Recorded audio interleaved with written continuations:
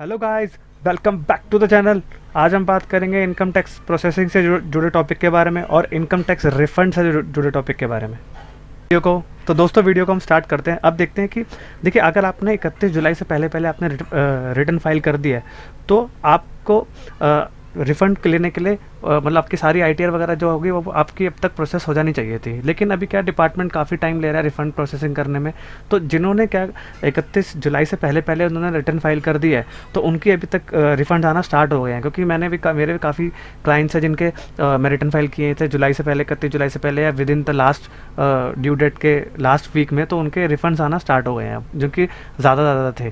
तो अब क्या है कि अगर आपने सपोज़ करिए आपका आधार से पैन लिंक नहीं है या कुछ भी आपका ओटीपी नंबर पे नहीं आता, तो आप क्या करेंगे कि आपको आईटीआर भेजना होता है। आईटीआर भेजने के लिए आपको पहले तो 120 दिन हुआ करते थे, अब क्या किया उन्होंने उसको रिड्यूस करके 30 डेज़ कर दिया है। तो अगर आपने आईटीआर 31 जुलाई से पहले पहले भर दिया था तो और आपने उसको सेंड कर दिया था टाइमली, तो आप उसको चेक कर सकते हैं। जैसे इनके केस में क्या था, आईटीआर उन्होंने ई वेरीफाई, पहले तो इनका क्या था कि पॉसिबल नहीं हो पा रहा था ई वेरीफाई करना, तो फिर क्या हुआ था कि इन्होंने हार्ड कॉपी सेंड करके साइन करके सेंड किया था। तो फिर क्या हुआ, बाद में इनका हो गया था तो फिर इनको मैंने ई वेरीफाई करा दिया था। लेकिन क्या था, इनकी रिटर्न जो है वो अभी तक देखिए, मैंने 26 जुलाई को फाइल करी थी और 25 अगस्त तक इनकी प्रोसेसिंग भी हो गई है। तो अब क्या हो रहा है कि 30 दिन इनका इंटीमेशन भी आया था कि आपका ई वेरीफाई नहीं हुआ है 30 दिन के अंदर। तो फटाफट से इनका मैंने ई वेरीफाई करके इनका कंप्लीशन में डाला था। तो अब क्या हो रहा है कि अगर आपको 30 दिन के अंदर अंदर आपने अगर ई वेरीफाई नहीं किया तो आपको इंटीमेट करता है डिपार्टमेंट की उसको रेडिश मार्क में कि भाई आपका आपने ई वेरीफाई नहीं किया या आपका बैंगलोर रिटर्न हार्ड कॉपी पहुंचे नहीं, जिस वजह से आपको ये नोटिफिकेशन दिया जा रहा है। तो अब इसके केस में क्या आएगा, जिन्होंने 31 जुलाई से पहले पहले कर दी तो ठीक है। अगर सपोज करिए 30 दिन एलैप्स्ड हो गए, यानी कि 30 दिन आपके खत्म हो गए, 30 दिन के बाद क्या होगा, 30 दिन के बाद आपको क्या होगा कि भाई 31 जुलाई निकल गई, 30 दिन के बाद अगर आपने उससे करी तो आप जैसे वो 31वां दिन होगा तो क्या होगा, आपकी जो डेट ऑफ रिटर्न फाइलिंग की जाएगी, क्योंकि आपने उसको ई वेरीफाई नहीं किया, डिपार्टमेंट ने उसको वो नहीं किया, तो वो डेट ऑफ कंसिडरेशन वो होगा जब आपको 31 जुलाई के बाद आपको वो जो डेट पे अगर आप रिटर्न को ई वेरीफाई करेंगे। तो यानी कि अगर आप 31 जुलाई के बाद करते हैं और 30 दिन निकल जाते हैं तो आपको पेनल्टी अट्रैक्ट होगी। पेनल्टी अट्रैक्ट करने के लिए मैं आपको बाद में प्रोसेस बता दूंगा कि वो कितना कितना अमाउंट था। और एक आसान तरीका और भी है। हाँ, तो दोस्तों आसान तरीका एक ई वेरीफाई करने का, जिसका देखिए आधार कार्ड से पैन कार्ड अगर लिंक नहीं है तो ओटीपी नहीं आएगा।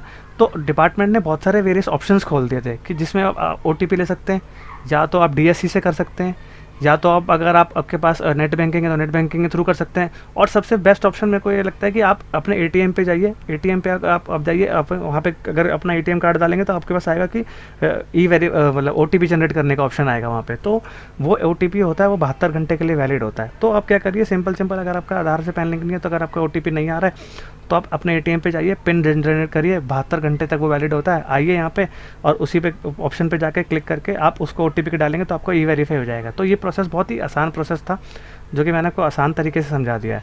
अब मैं नेक्स्ट वीडियो के नेक्स्ट पार्ट में बात करूँगा कि अब कॉन्सिक्वेंसेस क्या होंगे अगर आपने ड्यू डेट के बाद रिटर्न फाइल करी है। तो दोस्तों हम बात करते हैं कि अब ड्यू डेट के बाद अगर आपने रिटर्न फाइल करी तो सेक्शन 139 पर मैंने आपके पहले के वीडियोज़ में भी आपको बताया। अगर मैं आपको वही प्रोसेस दोबारा बता देता हूँ कि आप अगर आपने ड्यू डेट के बाद रिटर्न फाइल कर रहे हैं तो आप 31 दिसंबर तक उस फाइनेंशियल ईयर के नेक्स्ट ईयर तक कर सकते हैं फाइल।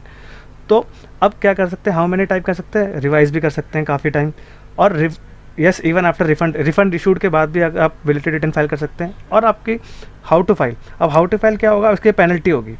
पेनल्टी इसमें लगेगा 234F में आपकी पेनल्टी लगेगी, जो कि आपका इंटरेस्ट और इंटरेस्ट 234 ABC का भी लगेगा, 234F में आपकी पेनल्टी लगेगी। पेनल्टी क्या होगी, अगर आपकी 2.5 लाख से नीचे इनकम है तो नो पेनल्टी, 2.5 से 5 है तो 1000 रुपये पेनल्टी, और 5 लाख से ऊपर है तो 5000 पेनल्टी। और इसके केस में और भी आपको एक लॉस का भी बेनिफिट नहीं मिलेगा। अगर आपने लॉस ड्यू डेट के बाद फाइल किया तो लॉस, आपके जो पुराने ईयर के लॉसेस थे वो कैरी फॉरवर्ड नहीं होंगे।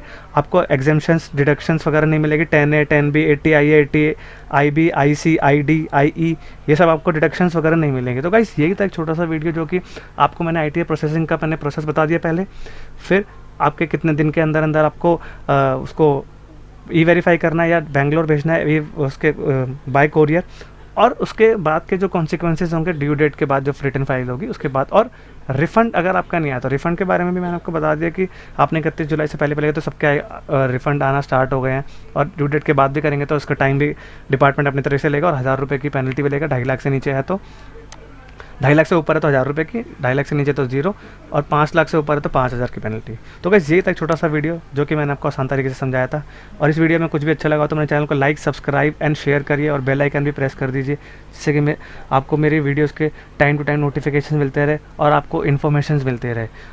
Thank you very much. और गाइस एक इंपॉर्टेंट इन्फॉर्मेशन और देना चाहता हूँ कि मैं कुछ अभी थोड़ा नियर फ्यूचर में कुछ कोर्सेस लॉन्च करने जा रहा हूँ, TDS, income tax, GST, accounts से रिलेटेड, जो कि आपको बहुत फ़ायदेमंद होंगे और ये बहुत नॉमिनल चार्जेस में होंगे। Thank you very much.